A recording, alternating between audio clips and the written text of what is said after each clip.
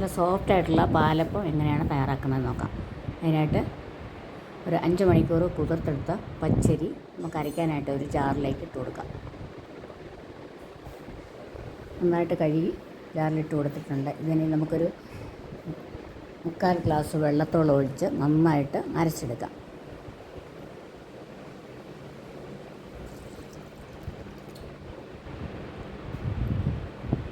നന്നായിട്ട് അരച്ചെടുത്തിട്ടുണ്ട്. ഇതൊരു പാത്രത്തിലേക്ക് മാറ്റി വയ്ക്കാൻ പോവാണ്. ഇനി ഇതിൻ്റെ കൂടെ നമ്മൾ അവലും തേങ്ങയും അരച്ച് ചേർക്കുന്നുണ്ട്.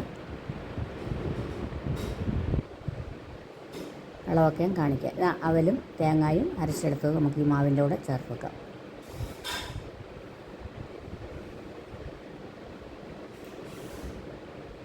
അഞ്ച് മിനിറ്റ് കുതിർത്തിരുന്ന അവല് വെള്ളമെല്ലാം മാറ്റി നമ്മളിതിനകത്ത് അങ്ങനെയാണ് അരച്ചെടുത്തിരുന്നത്.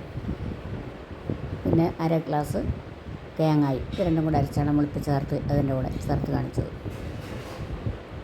കുറച്ച് വെള്ളം വേണമെങ്കിൽ ഒരു 1/4 ഗ്ലാസ് വെള്ളം കൂടെ ഒഴിച്ച് നല്ല മയത്തിലിത് അരച്ചെടുത്ത് അരി അരച്ചതിൻ്റെ കൂടെ ചേർക്കണം.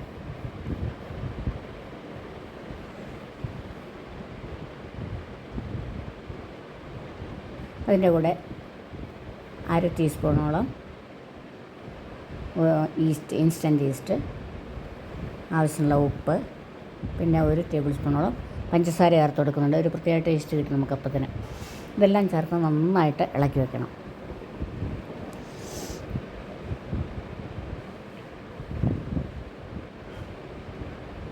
മിക്സാക്കി വയ്ക്കാം നമുക്കിത്. ഇതിനൊരു കുറഞ്ഞ ഒരു 8 മണിക്കൂറോളം നമുക്ക് പുളിക്കാനായിട്ട് അങ്ങ് വെക്കണം. ഞാനിത് ഓവർനൈറ്റ് അങ്ങ് വയ്ക്കുകയാണ്. രാവിലെ നമുക്ക് അപ്പം റെഡിയാക്കാം. അപ്പച്ചട്ടി വെച്ചിട്ടുണ്ട്. നെക്സ്റ്റ് ഡേ മോർണിംഗ് ആണ്. നിങ്ങൾക്കൊക്കെ അറിയാവുന്നതല്ലേ, അപ്പമൊക്കെ ഉണ്ടാക്കാൻ എല്ലാവർക്കും അറിയാവുന്നതല്ലേ. ഞാൻ ഉണ്ടാക്കുന്ന രീതി കാണിച്ചതേ ഉള്ളൂ. അപ്പച്ചട്ടി ചൂടായതിന് ശേഷം അതിലേക്ക് ഒരു തവി മാവ് ഒഴിച്ച് നമുക്കിതിങ്ങനെ ചുറ്റിച്ചെടുക്കാം. പിന്നീട് മീഡിയം ഫ്ലെയിമിൽ വെച്ചാൽ മതിയാവും. ഹോൾസൊക്കെ വന്നു തുടങ്ങുമ്പോൾ നമ്മളിതൊന്ന് അടച്ചു വെച്ച് കൊടുക്കണം.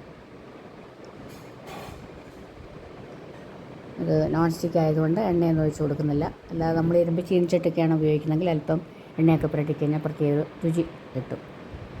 അപ്പം നമ്മുടെ വളരെ സോഫ്റ്റായിട്ടുള്ള അപ്പം ഇതുപോലെ തയ്യാറായിട്ടുണ്ട്. ഈ അപ്പത്തിൻ്റെ റെസിപ്പി നിങ്ങൾക്ക് ഇഷ്ടപ്പെട്ടെങ്കിൽ ലൈക്ക് ചെയ്യാനും ഷെയർ ചെയ്യാനും സബ്സ്ക്രൈബ് ചെയ്യാനൊന്നും മറക്കരുത്. അതിൽ നിങ്ങളുടെ വിലയേറിയ കമൻറ്റുകളൊക്കെ അയക്കണം. അതുപോലെ നമുക്ക് ബാക്കിയിരിക്കുന്ന മാവെല്ലാം തയ്യാറാക്കിയെടുക്കാം. അപ്പോൾ എല്ലാവർക്കും ഇഷ്ടപ്പെട്ടു എന്ന് വിശ്വസിക്കുന്നു. മറ്റൊരു വീഡിയോയുമായി നമുക്ക് വീണ്ടും കാണാം.